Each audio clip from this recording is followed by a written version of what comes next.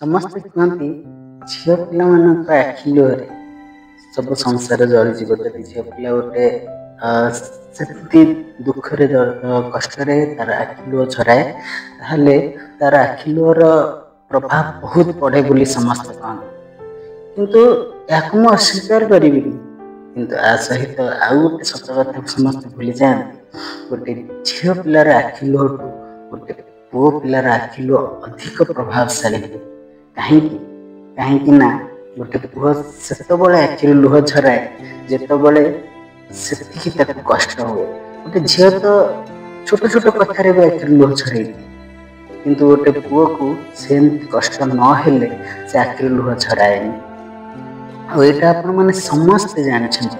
ମୁଁ ଏକୁଟିଆ ନୁହଁ, ସବୁ କୌଣସି ନାରୀ କୌଣସି ଝିଅ ପିଲା ବି କେବେ ବି ଏହାକୁ ଅସ୍ୱୀକାର କରିପାରିବନି ଯେ ଯେମିତି ଆପଣ ଜାଣିଥିବେ ଶିବଙ୍କର ତୃତୀୟ ନେତ୍ର ଯେତେବେଳେ ଖୋଲେ ଗୋଟେ ପ୍ରଳୟ ନେଇ ଆସେ, ସେଇଭଳି ଭାବରେ ଯଦି ଗୋଟେ ପୁଅ ପିଲାର ଆଖି ଲୁହ କୌଣସି ବି କାରଣରୁ କାହା ସକାଶୁ ବି ଝରେ, ସେ ଆଖି ଲୁହର ଭାର ବହୁତ ଅଧିକ ଥାଏ।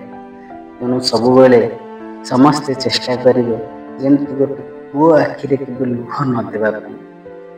ମୁଁ ପୁଅ ପିଲା ବୋଲି କହୁନି, ଦେଖିଛି ଦୁନିଆରେ ବହୁତ ଲୋକଙ୍କୁ ଦେଖିଛି, ବହୁତ ଲୋକଙ୍କର କଷ୍ଟ ଦେଖିଛି, ବୁଝିଛି, ତେଣୁ କହୁଛି